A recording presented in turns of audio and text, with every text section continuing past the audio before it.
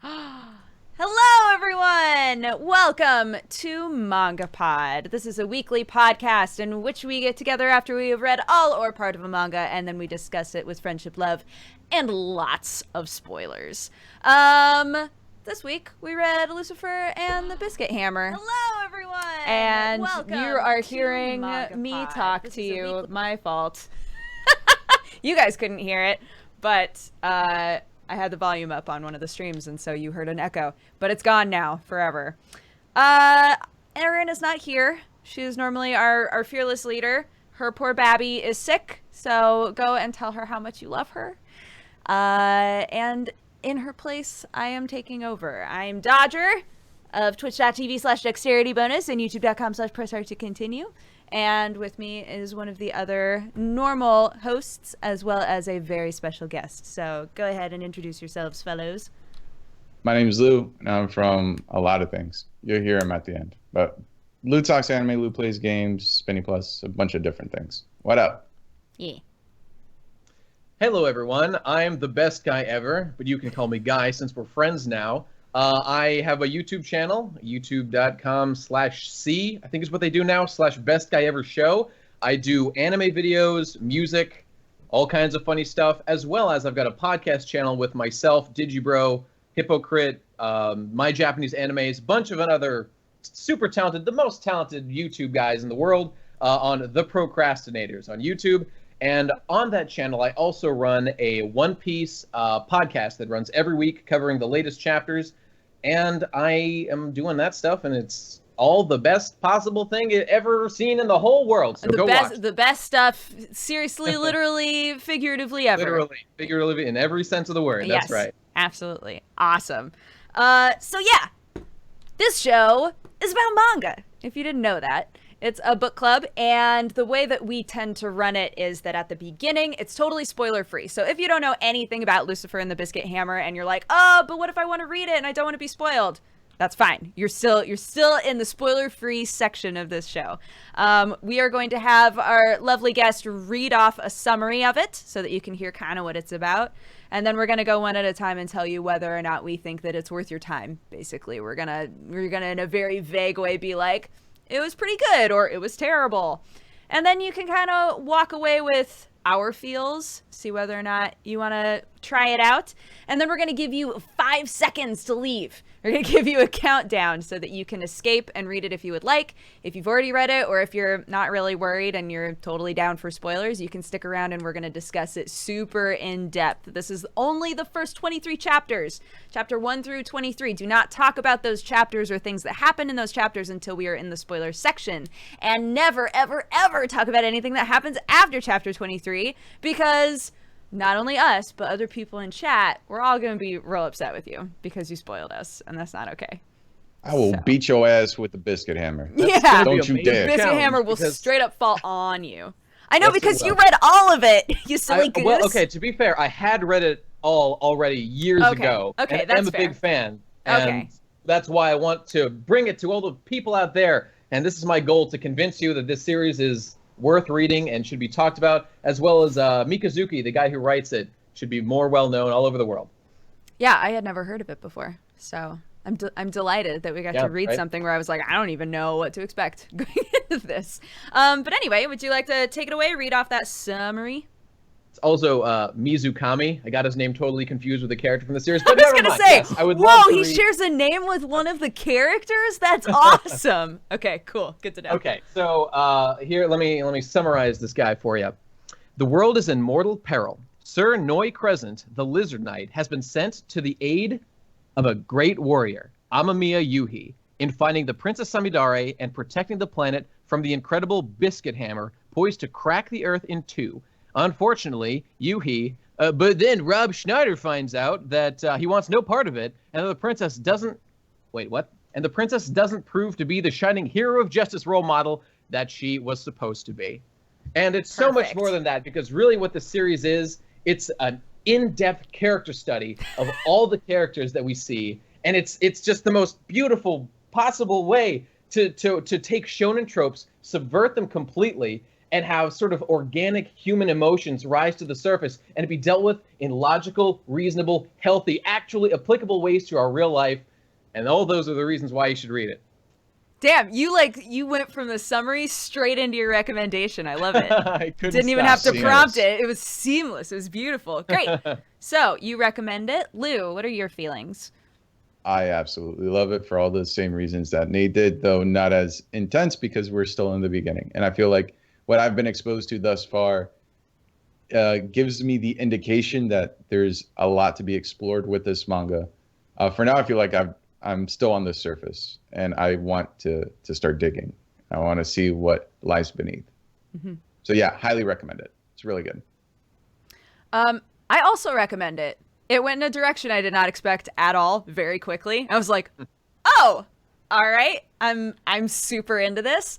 I would say there were a couple of moments while I was reading it where I was like, I can't quite tell where this is going necessarily, but that didn't wind up being a bad thing because that's sort of what the whole story does to you anyway. You just kind of, you spend a lot of time being like, wait, which is fun, which is very fun as a reader, especially when you go into it kind of assuming that it's going to go in one direction and it doesn't. So yeah, I would absolutely recommend it as well. Erin said that she was super bummed that she can't be here tonight because she also really, really enjoyed it and definitely recommends it. So yeah, so all four of us absolutely think that you should go and try this because most people haven't even heard of it. And we all think that it's great. So take a chance on a manga that you've never read before. There's been really kind of pissed. a small circle. Sorry, Lou. Sorry. No, I was gonna say I'm really pissed that there is an anime for this. Right? It would be a great anime. I Holy just want to let you shit. guys know that there's on the anime board on 4chan for years now. There have been people talking about this series, and there's a big meme, and I'm kind of a member of that. And we all just kind of sit around and circle jerk about how great the series is. Sure. But there's been a meme for many years now that Gainax needs to animate this. But I would just bump that up to Trigger now that Imaishi has moved to Trigger because he's the one who needs to direct an adaptation of this at some point in the future. That's the dream, and make it happen, people. Read it, buy the volumes, make it popular, have the world celebrate the name of Hoshino Samidare, and let's make it happen. Yeah. Cool. All right.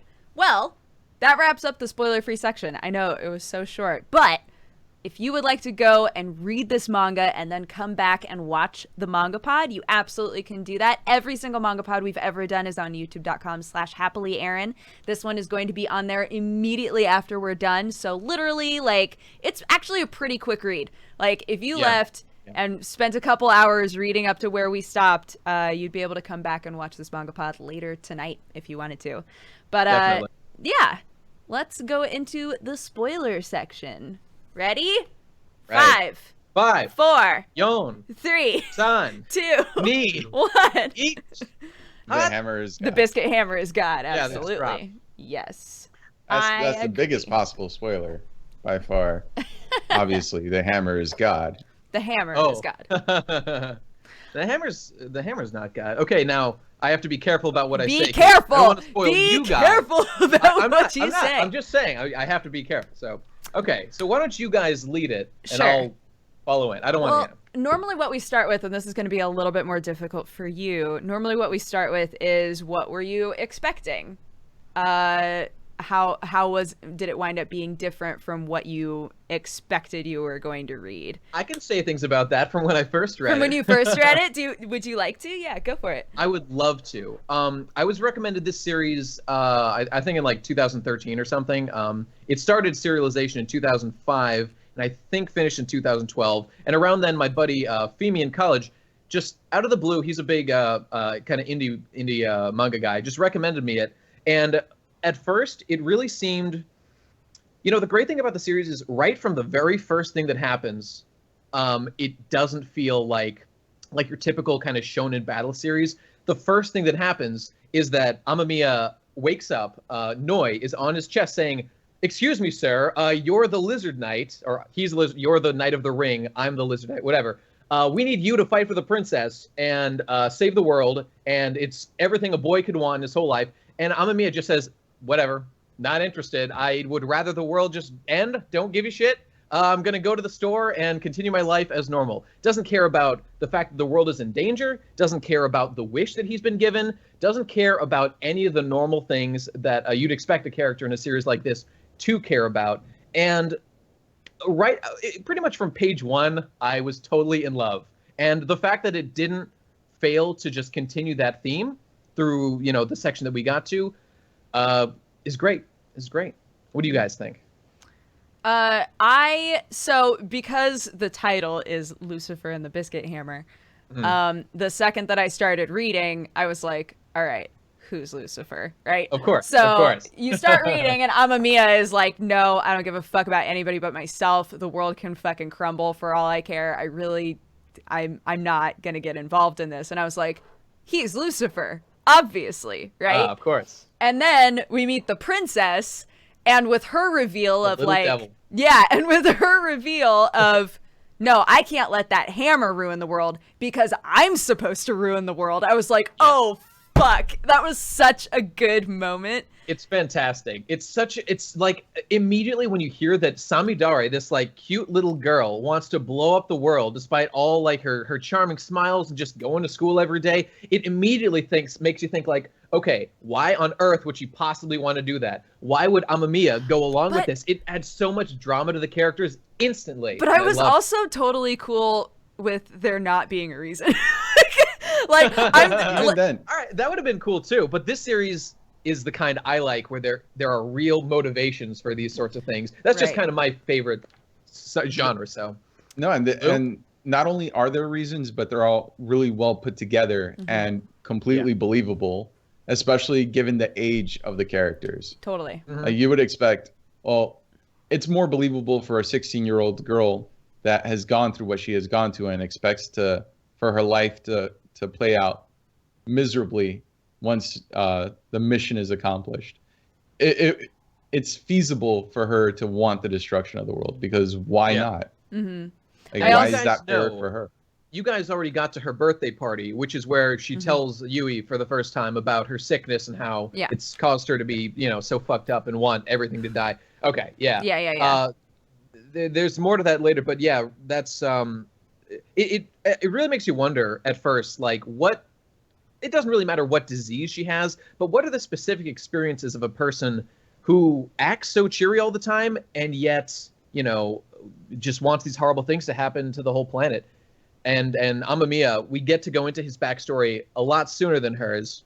And man, fucked up shit happened to that guy. Yeah. Oh, Jesus. Not good. So you guys learned that when he was a kid, his father specifically was a detective and was murdered. By, as it turned out, his police partner, he was a detective, and his partner like betrayed him and murdered him in some way. And so as a result of that, his mom ran away, just hasn't been seen since. Who knows where she is? Could be alive for all we know.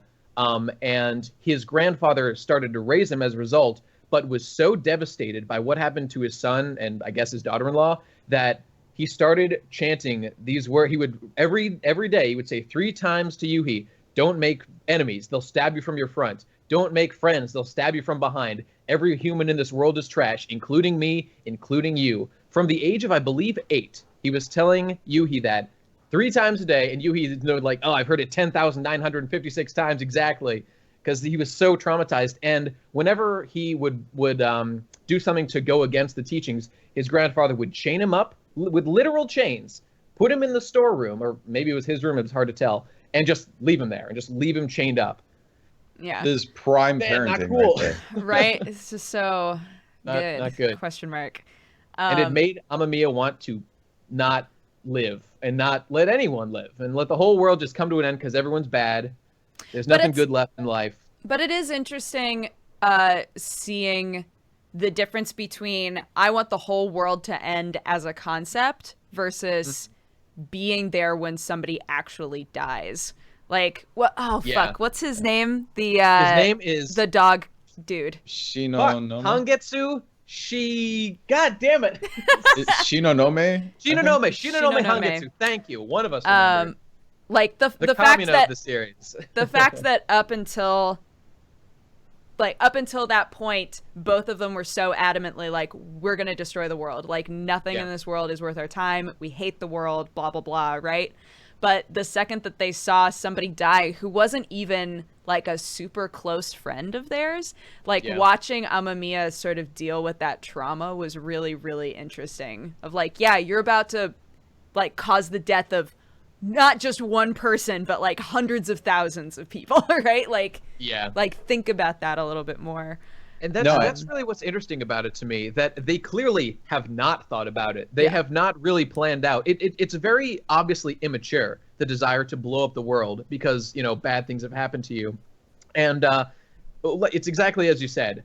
Just seeing one person get hurt devastates them utterly, especially Amamiya. And they just clearly haven't thought this through at all. But and some people might say, oh, it's like a plot hole or something, but that's actually the entire point of not only the characters, but the whole series. The whole series is about maturing, becoming an adult. Hangetsu, Shinonome, right from the start, represents an ideal adult for what Amamiya wants to become. He's strong. He can protect the princess. He's stronger than the princess, who, by the way, is by far the strongest character in the series. This short, tiny little girl. It's just really smart.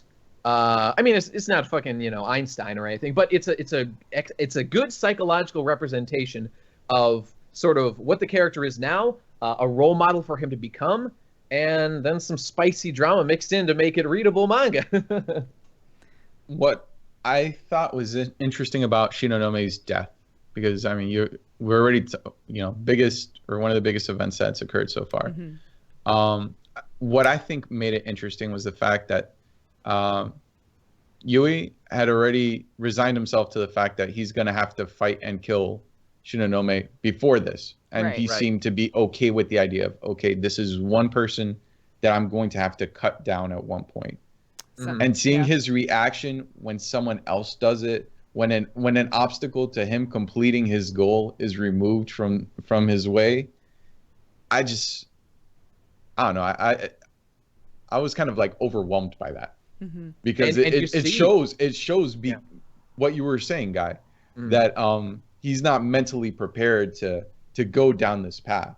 Yeah. And you see he sort of tears himself apart later on, because you see he wished for this to happen. He was kind of rooting for this as well, that this obstacle would be taken out of his path, because he had already been plotting not even to kill like the knights. He had been just thinking about, oh, let's just kill some random people who might be a threat. When that girl saw him use his powers on a cat, and he was like, well, I have to get rid of her. And I was like, what is wrong with you, dude? He's not a healthy man. He's not. He isn't. And I also like that they've addressed in like kind of small ways the fact that like one of the reasons for his huge character switch at the very beginning, going from like, I don't want to do any of this, it's too much work, to, okay, sure, I'll be your complete servant for the rest of my life, totally, is that he's so bogged down by the idea of doing anything for himself and like making any decisions for himself, and having this person who's like, I hate the world too,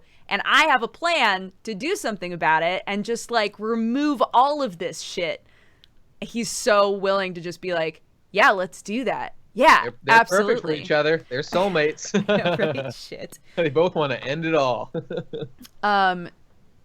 Also, fuck, I can't remember his name, but Shinonome's brother is like one of my favorite characters. Mikazuki. Of course it is. That doesn't surprise me in the least. The second that they started talking about like referring to people as being in factions, even though they're technically supposed to all be on the same team, I was like, obviously this dude would be in your faction. Like he's like he does not give a fuck about anybody. And they're like, no, he's a wild card. We're still gonna like just throw him over there. Yeah. And I guess while we're just looking for something else to talk about on the theme of Shinonome Hangetsu, who died, there's that beautiful resolution to the character where, so Shinonome, when he was a kid, wanted to be a hero, and he's so stupid that he thought his dad told him if he trains hard enough, he'll be able to fly, so he jumped out the roof and got hurt and learned that man cannot fly. And from that day quality forward, parenting. Yeah. Quality parenting. All the parents in this are forward, just he knew A+. Man has limits. Man cannot fly. And so from then on, he had a more cynical view. But when he was a kid, his dog Noko, and God, I love his relationship with Ludo. His dog Noko, they both were walking and they saw a kid about to be hit by a car. He was kind of scared. He wasn't able to save the kid in time, but the dog dashed out, saved the kid, and died, which fucked him up real bad. Yeah. And so now, years and years later, when they're fighting the golems, Amamiya gets into a position where he's about to be hit by the five-eyed golem, and right as the thing's about to hit him, Shinonome just jumps in the way, gets hit, and dies exactly the way that Noko did. By the way, he's the dog knight. He has a dog. He calls it Noko, even though its name is Ludo, which is hilarious, and I love it. I liked that there was a reason for that. I was like, oh. Yeah, isn't that great? Yeah. It's That was like adorable and perfect. sad. There's not a lot of fat in this series, but then there's the even more of the fucking bombshell that you find out a little bit later, and you guys did get to this part where they discover that he wished to give Amamiya his power. Yeah. Or his skill. That wasn't super clear to me. Is it that he wished to have Amamiya attain like his knowledge, his skills? Like, what was it? It becomes pretty obvious with a couple chapters just as they do stuff what it really means. But yeah, effectively he's able to fight with the same techniques that Hangetsu used. So He's got a big power up, and it's poetic, and especially poetic because Hangetsu was aware that something was going on between Amamiya and the princess. He was like, there's some shit going on with you guys. I don't think that we're gonna be able to stay peaceful friends for this whole time. At some point, we're going to have to fight it out. And at that time, Amamiya, and this is why he's so cool, you need to be stronger than me so that you can defend your princess. What a badass. That's such a Kamina moment right there. God, it's so cool. I feel like you really love Kamina. Do you really? What? I'm just pulling this out of thin air. The other thing that, and Guy, you're going to have to not comment on this, I think. I won't. The thing that intrigues me the most, aside from the whole, like, they've made it, all of the animals making it clear that this war has happened before, possibly many times, but the thing that I'm the most being like, why, is that every time they dream, they're on the hammer. Yeah. No comment. I think that's fucking weird, don't you? I want to know what's up with that there's a giant door on the hammer, and when they dream, they're in this weird, like, limbo dream state, and we found out that dream state is happening on the hammer. Like, why? And, like, it's interconnected. Like, the princess and the lizard knight are both there at the same time. It's not like they're each independently experiencing this. Like, they're both sharing the dream. Rules about, like, they partly go, but part of their soul stays. It was always kind of weird to me, but I thought it was pretty cool right from the start. Didn't know what was going on, but I thought it was cool. I think it's sad that they never remember that they've smooched before and they don't remember. They did smooch. It was so steamy. It was awesome. It was a very steamy peck. Yes. it was. But that's what's great about it. They're such kids. They're not down to fucking just go fucking animalistic on each other. Yeah. This is all their first time experiencing this shit. And by the way, in case anyone, I was prepared for you guys to be like, that girl's so little. She's just a little girl. What's she doing? This guy's a creeper going on her. I'm glad that doesn't seem to be the case because I did extensive research and confirmed that she is 16 and he is 18. So it's all yeah. It's all she good. Had her 16th birthday in what we read. That's right. And we know that he's 18. So just making sure. But it confuses me because we haven't seen up until this point. I don't think we've seen any of the other animal knights show up while they've slept. Yeah, that's true. That's true. So I'm like, I gotta know. I'm so curious about. Don't say anything. Don't explain anything. I think that they had a conversation previously. This isn't a spoiler. Okay. That the princess gives permission for who's allowed to come to the dream. Pretty sure that was discussed fairly early. Pretty sure. I don't remember that. Well, but that's I don't remember it either. But it doesn't matter. Whatever. And yeah, the Shinnonome's death also was like a catalyst for us to suddenly meet a lot of the animal knights. We found out that there are supposed to be 12 of them, now 11, or now 10? Wasn't it 15 total? Wait. Well, right. There's the 12 and then the 3 mythical beast knights. Oh, right. But we know that two of the 12 knights have died. We know that. That's right. The dog Swordfish knight and dog. Swordfish and knight. The swordfish knight. Which is pretty... I love the way they explain that. I would pick that. Yeah. It's like, he was a fish and he was a sword at the same time. Oh, yes, he was. Yes, he was. And we meet... I love that the way... We haven't really talked about this that much, but this series just... It doesn't give a fuck about, like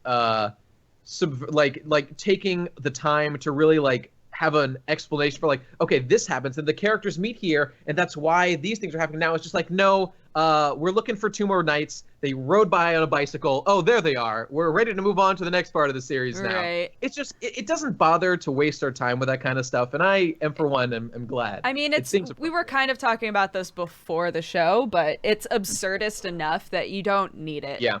You know, like, it's why is all of this happening in the same neighborhood?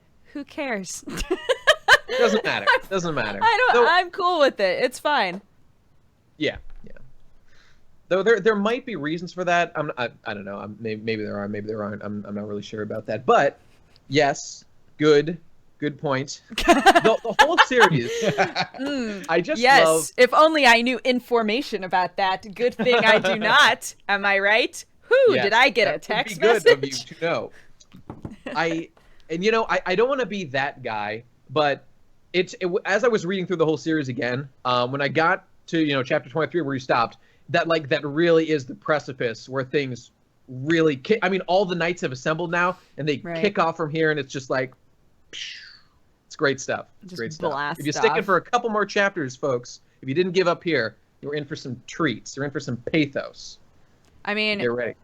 It was great up until this point anyway, so if it just ramps some more. Fun fact for everybody who's watching, we were trying to find, quality panty shots and things for our other co-hosts' pictures, and I was like, I'm just gonna Google Lucifer and the Biscuit Hammer. That's fine, right? Immediately saw like 2 different pictures where I was like, no, I don't want to know. So even just like imagery wise, I'm so stoked to see what happens. As I was telling these guys before, there are among certain circles, there are some really famous spoilers from this series. And, even one, I was surprised to see, I didn't even know this, one of the panels where Amamiya is going, am I going to die here? Is a banner on 4chan because it's so popular there. There you go figure. He might die. What else can we talk about? I mean, let's talk about Samidare. Like, yes, good idea. Beyond that, like her relationship with her sister, her relationship with her dad. I think there are lots of different points there that we can touch on. Good call. Like one thing I found interesting was her overall backstory of how she was essentially just abandoned with her sister while her mother is still in overseas. She's a doctor, right? She went to go study medicine overseas. Yeah, and her dad's a novelist. And her sister wasn't even with her until just a couple years ago. So she was basically alone in the country, in a hospital. And it's fucked up, man. It's not cool. Nobody should live like that.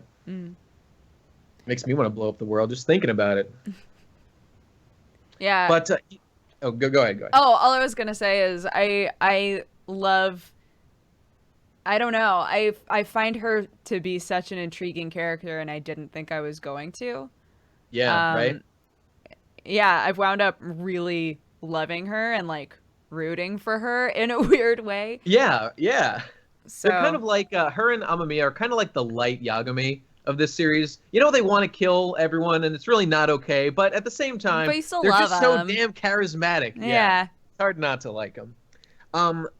But it's funny you should say that, because I kind of thought the same thing when I was reading it, and it'd be so easy for Samidare to be such like a boring princess, like tough little girl archetype, but she's really not. Frankly, she's the deepest character in the entire series. Amamiya's depths are more or less plumbed fairly quickly throughout the series. But there's a lot. The running mystery is like we know why Amamiya is is tagging on to Samidare, but like what are the real motivations behind her wanting to destroy the world? And man, it's great stuff. Couldn't love it anymore. And her relationship with her family, man, I love all of them. So we've already met the dad and the sister Hisame, I think is her name.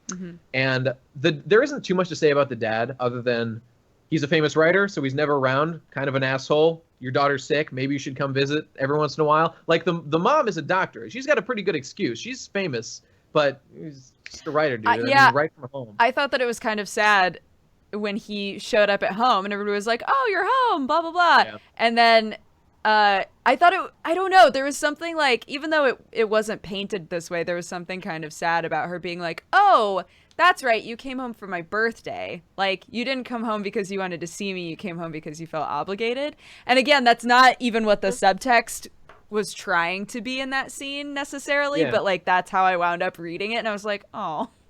That's no, and I like how she kind of like when she called him out on it, like she went on to further rub salt in the wound by saying that she's never read any of his books. Yeah.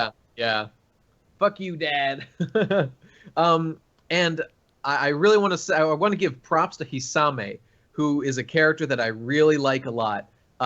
She gets a little bit less relevant as the series goes on and it focuses more on the Beast Knights. But at the beginning of the series, she's really a great character. Her protectiveness of Sami is really endearing, and she does some things that I absolutely love this series for. Like, this is a series that is really not afraid, and this isn't really as big a thing with Japanese series to begin with, but it's not afraid of sexuality at all. Like, and the playfulness with which it approaches these things, I absolutely love. So, for example, after Shinonome died, Yuhi, is really sad. As is and we didn't talk about Hisame and Shinonome.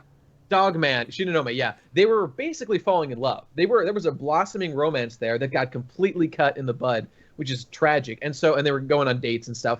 Yeah. And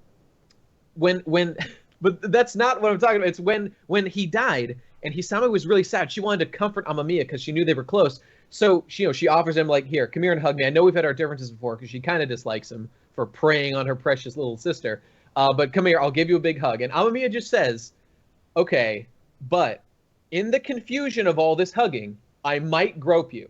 Is that acceptable? Do you accept these terms?" And she's like, "Okay, this time, okay." And so they hug. And then he's grieving his friend's death, but then all of a sudden he gets that evil spark in his eye and just grabs her tit. I mean, he wasn't even grieving, right? Like, well, yeah. Like throughout that whole time, he's still just in this weird zone of, I know that I want to cry, and I know that I'm really sad, but I can't.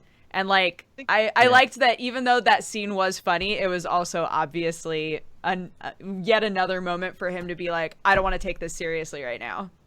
I think it's the mark of a really smartly written series to be able to mix the two elements like that, as it was here. And and they immediately laughed after he did that. They were just like, "Lol, you're doing this, in the middle of a horrible time." And then she busts out the tears and is like, "I'll show you what it's like to be a grown up. I'll laugh for his sake, and so you guys can be happy, and show you that being an adult is so much fun." Yeah. But man, when he started crying, I felt like that was a key turning point in his character. Yeah, absolutely, without a doubt. That's a major one. Oh God, it's so sad. Why do you have to go? That's really Act 1 of the series. All revolves around the relationship of Amamiya with Shinonome. Got it right this time. Yeah. Yeah, and how he kept like trying to get them to spar with him so that they could get stronger. Yeah. And like afterwards, the princess was like, I don't want to think that I wasted that time with him. Like feeling really good when she's fighting or sparring and like remembering things that she learned and being like, "Oh, good, I didn't waste that time. I did learn something." He's too young. He was too goddamn young. Too young, too fucking handsome. Too handsome, yeah. What let's else is talk going about the rivalry between Yuhi and Mikazuki. Sure. Because they're both very, very different characters with kind of similar goals, because they both want to aid the princess. But Mikazuki is more so coming from the perspective of if it'll allow him more opportunities to just beat the crap out of people, Yeah. since he enjoys Yeah. fighting so much. Versus Yui, which is more genuine, but ultimately falls against the ultimate goal of the knights, which is the like his goal being the destruction of the world. So there's just so many areas where they're opposites, and also their approaches to fighting. Specifically, when Mikazuki calls him out, saying, "No, you're just trying to emulate my brother. You're not being yourself." Yeah, I like And that Mikazuki's too. showing him that he's putting himself into his fighting, which is why he fights the way he does. They've got a real red guy, blue guy thing going on, where one's all hot-headed and the other's the cool, calculating, intellectual guy. That's a trope that I never want to die. You can pry this trope from my cold dead hands. Exactly. Yeah. Yeah, they very blatantly have plenty of scenes, and Mikazuki hasn't been around that long. There have been plenty of scenes already where it's like half of Yui's face and half of Mikazuki's face, and like them experiencing like a similar situation and handling it differently. I just think it's hilarious how all of the other knights are like, okay, so Mikazuki at any time could potentially just like corner one of us and try to beat the crap out of us. So if we could just like tire that guy out so that like, you know, we don't have to worry about it, that would be great. Like none of them are ever like, we need to get rid of that guy. It's just, no, I mean, he's a knight and it's fine. He's just, you know, he's really excitable and he wants to fight everybody. So let's just, you know, any Let's plans we get can it out come of the up. way while we can, you know, while we're not worried about they take the a real mage's minions pragmatic showing view. up. It cracks me up because like here's this golem, like these golems are getting stronger and stronger and stronger, right? Yep. And you have this situation where somebody definitely like could get really, really hurt, and Mikazuki's like, but what if we fought though? And everybody's like, no, you idiot. God damn it. There's a time and a place, Mikazuki. Uh, He just doesn't give a shit. he doesn't. He doesn't. But He's and a it's also silly boy. interesting how he doesn't really seem to grieve for his brother. You know, his brother died, and he's just He like, didn't even know his brother died. was a knight, which I thought That's was true. weird. That's true. I was like, you didn't know? Oh, He was overseas, so I mean, I guess how would you? I mean, Noi didn't seem to know shit about. Noi is like the stupidest character in the series. He doesn't know anything about Yeah. what's going on. He's but I love him anyway. He's funny. I love how Yuhi keeps holding him upside down. He goes ah ba ba ba ba ba ba. yeah. He's cute. He's cute. Yeah, the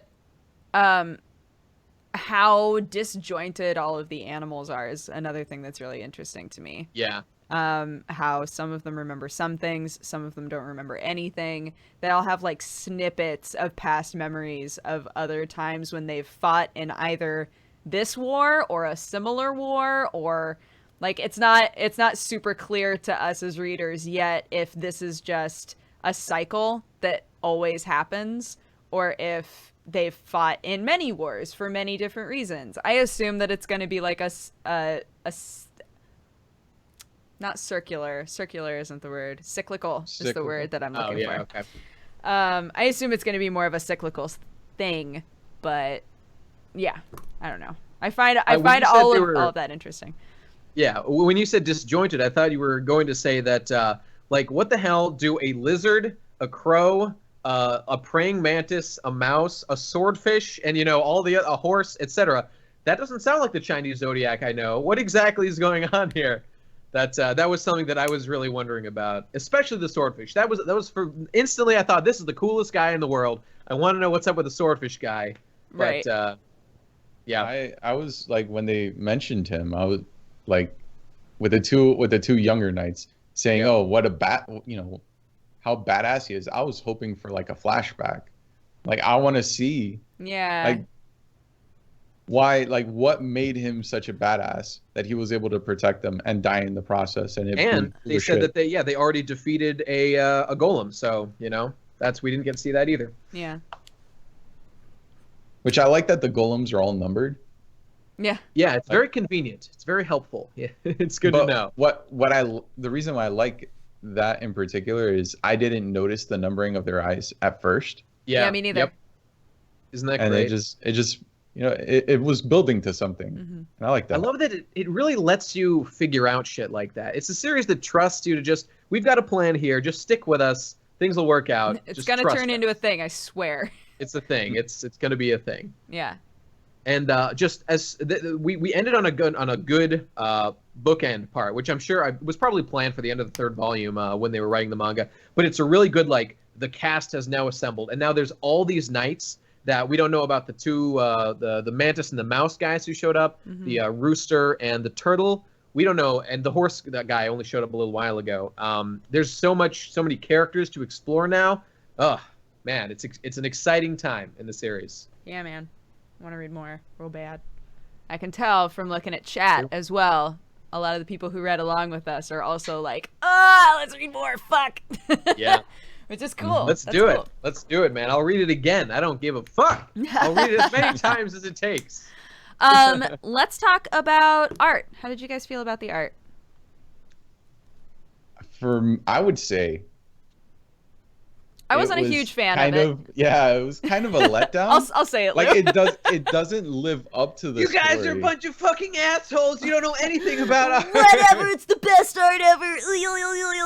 Okay, well, I'll make my pitch. Okay. It starts obviously rough, and it was one of the guy's fairly early works. But what I really love about the series that you see as it goes on is he visibly, clearly improves chapter to chapter. He isn't like the Attack on Titan guy who's just been shit his whole life and will presumably never get better. This guy is really improving tangibly over the 7 years of the runtime, and it really shows. And there's some awesome stuff later on in the series, just art-wise, that it's just worth it to see.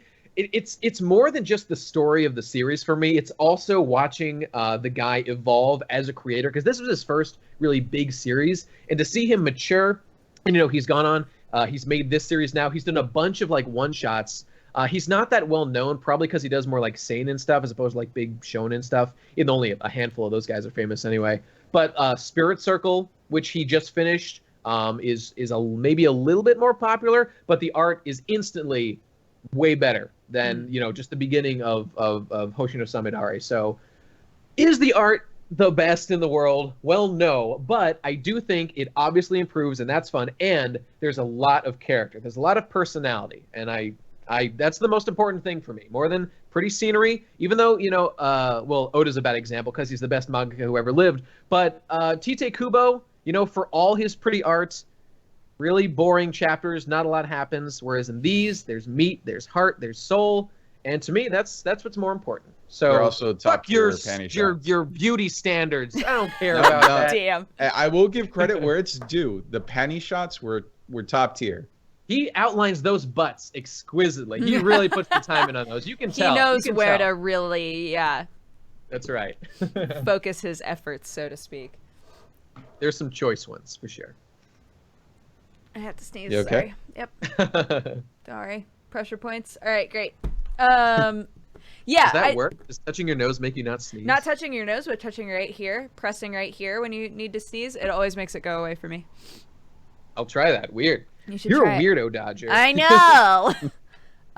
Yeah, I felt the same as Lou, where it was like, I mean, yeah, it got better, but it's not an art style that's particularly like appealing to me. But it's not like I didn't still really enjoy it. So I hate you guys so much. no, you don't. It's gonna get better. You just finished saying that it's gonna get better, which means you true. acknowledge that it's not perfect now. So you have no I can't right do to it. It's criticize perfect what the you're whole saying. way through. I can't do it. I give up. It goes from perfect to more perfect, is what you're trying to say. Yeah. It goes from perfect to more perfect plus. Perfect happens, plus. Oh shit. That's a whole new dimension of perfect. A whole new level of perfect. Awesome. Is there anything else that you guys would like to touch on specifically? Well, I mean, it's just a shame that we only got so far, because there are so many great like underlying themes that get fleshed out more as the series goes on. The way the characters developed, there some of the arcs of the characters are just so awesome. It's killing me that I can't say more, but just this series is about strong characters more than anything else. And watching the characters evolve over time and come into their own, because it's about strong characters, and really it's about the theme of becoming an adult. Those are the two driving points of the series. And to watch, like, because there's a bunch of kids who are the knights, and to watch them and be engaged in the fight and do the things that they do and sort of, just figure out their place, not even just as a beast knight, but as a member of society and as human beings and as people who have to interact with other people in the world that they prefer not be destroyed. It's just, it's a perfect little package, and stick with it and you won't regret it. That's it. That's all I can say for now. I like that was basically your final thoughts and ratings. Yeah. Again, another seamless segue. Again, another seamless just. Oh shit! I didn't even do that on purpose. Okay, cool. Lead into it. If you were to give this a number out of 10, what would you give it? Well, okay. On that point, there's I don't believe in objective tens. I think that there's a scale that can only go up to maybe a 9, like objective that everyone agreed. Like Audrey Hepburn is like a perfect 9. And then if you like girls with bouffants, then she's a 10. So Sure. For me, this series just pushes my buttons so perfectly that it's just everything about Amami as a character, the way it evolves, the way the series progresses, what happens to the characters, Kamina-like figures like Shinonome. It does everything right for me. So without a doubt, this is a 10 for me. This series overall is a 10. Up to this point, it was probably more like a 8 to 9, but fuck it, it's a 10, man. Read it. Everyone read it. It's worth it. You won't regret it. You want to go next, Duger? Sure. Yeah, I was gonna give this an 8. I really like it so far. An 8? What the fuck? You just said 8 to 9. I was lying. No one's allowed to give it an 8 but me. You have to give it a 10. Nope, I'm giving it an 8. I'm sorry. I'm so sorry. Okay, Can we okay, still be fine. friends? Yes, we can still be. Okay, great. Yes, I'm gonna give it an 8. I really like the characters so far. I think that it's really building up to something super awesome, so that's exciting for me. And I definitely recommend it. If you haven't read it, and all of the things we talked about didn't spoil it to the point where you're like, I'll just skip it. You should read it. You should absolutely read it. It's great. Yeah. I'm going to go next. Do it. Because there's no one else left. There is no one else. It's just you. Aaron loved it. Aaron Aaron loved it. She did. She really loved it. She gives it a 9.2376. Yeah, good. I like is it. that true? Wow, impressive. That's what we're gonna say. For sure. I'm going to give it an 8.5. Cool. I really enjoy what it's doing with its characters and narrative, but the aesthetic of it is lacking at this point. That's the only grievance that I have, and based on what Guy said, that's going to be resolved. So that score is definitely going to go up. And I'm looking forward to reading more. And I may read more shortly after we get off this call. Probably. More likely than not. That's my man right there. But by aesthetic, do you mean kind of like the world? Because I, for one, love supernatural stories like this that take place in the real world and have like themes we can apply to our actual lives. That really does it for me. So I mean more I think he means that the art sucks. Yeah, okay. I mean more along the lines of the visual presentation, just issues that I have with the character designs, the art of it. What it does well is what I would say is perspective. It does that extremely well in terms of like giving unique views on each conflict that happens or the moments that occur. There are some cool action moments, even what we've seen so far. I really like when Shinonome fights and his crazy flippy dippy things. There's a lot of motion going on in those. Mm-hmm. Other than that, I'm not an art guy. I do not have much of an eye for it, so I'll defer to you. Cool. Well, guys, all of us think you should absolutely read it. Think that it's definitely worth your time. Yes. And now we're going to read the summary for the next MangaPod. But I'm going to leave out some keywords to make it a little bit harder on you. All right? Can I try to guess too? Can I guess too? Sure. All right. I'm going to win, you pieces of shit in the chat. This is going to be my victory. Let's do it. Within blank, in blank, within blank is blank. A depraved, crime-ridden city where not even the authorities or churches are untouched by the claws of corruption. A haven for convicts and degenerates alike. The city is notorious for being the center of illegal activities and operations, often fueled by local crime syndicates. Enter blank blank, an average Japanese businessman who has been living a dull, monotonous life when he finally gets his chance for a change of pace with a delivery trip to Southeast Asia. His business trip swiftly goes downhill as Blank is captured by a mercenary group operating a blank. It's Black Lagoon. It's Black Lagoon. I got it. Yeah, I win. You all lose. You did. You got it. You did. You got it. Yeah. You got it. It's not like you had the advantage of like a 30-second delay. That is true. That's also true. Suck it, chat. That's why I'm superior to everyone. We are going to be reading Black Lagoon with special guest Strappin'. We're going to be reading chapters 1 through 37. Be aware that even though this manga does have a lot of action in it, it has a lot of talking in it as well. It's actually a pretty slow read. So make sure to have plenty of time to read it. It's worth noting that it covers basically the entire anime. So it's like 25 episodes worth of anime is covered by this, excluding the Roberta's Blood Trail OVA for anyone that has seen it. Mm-hmm. Look at this fucking geek over here knowing about OVAs and shit. Come on, dude. Bitch, it's called Wikipedia. Get the fuck out of here. Killing it, killing it every day. Yelling it, yeah. Cool. All right, guys. Thank you so much for watching MangaPod. Thank you so much to our special guest for coming and hanging out with us. If you would like to watch MangaPods in the future and in the past, all of the MangaPods that ever have happened and ever will happen, you should go and check out our lovely fearless leader Erin's YouTube channel on youtube.com/happilyerin. She's amazing. She's lovely. She's taking care of her sick baby right now. You can also find her on Twitter @happilyerin, and I'm sure she would love some tweets from our little mangoes in here telling her how much she was beloved and missed. So, yeah. I missed her. I know. She's so sweet. I missed her too. She's great. She's the best.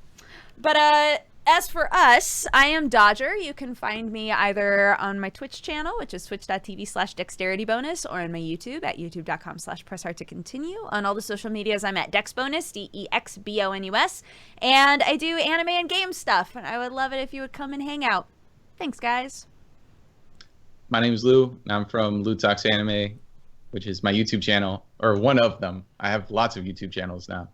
You can also find me on a more vlogger anime channel called Spinny Plus, and my gaming YouTube channel, which is called Lou Plays Games, and also my Twitch channel. I'm getting into streaming. Yeah, Lou's been streaming. I have. Twitch.tv/Lou Plays Games. I'm actually going to throw all those links in the chat because I am so prepared. It's not like last week. Last week I was just like, yeah, just go look at things. Oh, but damn. There we go. Yes. Ton of links. I don't know about you, but I'm fully erect. Well, I'm the best guy ever. You can find me on YouTube at youtube.com. What is there, like a little bullshit /C now before, whatever. Best Guy Ever on YouTube. I make objectively the best videos, specifically about anime, but really just in general, on the whole damn website. And you can also find me at the Procrastinators channel. We do the Procrastinators podcast more or less every week. And in fact, folks, if you get in now, just this last month of September, me and my buddies all got a big thing going on. Fuck! And we all met up in Virginia and did this thing called RadCon, which was a big thing of all the coolest people on YouTube doing a bunch of videos together. They're all in a playlist on the Procrastinators, as well as we also do on that channel, me and my friend Hypocrite do the Pod Decast, a weekly One Piece podcast that we'll probably be recording tomorrow if the chapter's out. And watch that if you're a big One Piece fan, because we're up to date with the latest chapters. And that's it. Sick. Guys, we've done it. We did it. We did the thing. We did the thing. Again, thank you guys, all of you, for watching. You can find us every Tuesday at 7:30 p.m. Pacific time reading mangoes. And we also have a subreddit. You can find us at reddit.com/r/mangapod. That's where our schedule is. And you can go ahead and see all of the mangoes that are going to be coming up if you would like to read ahead and then join us for MangaPod in the future. Thank you all so much for watching. Have a lovely evening, morning, day, whatever it happens to be for you in your time zone. And we'll see you next time. Bye-bye, everybody. Laters. Goodbye.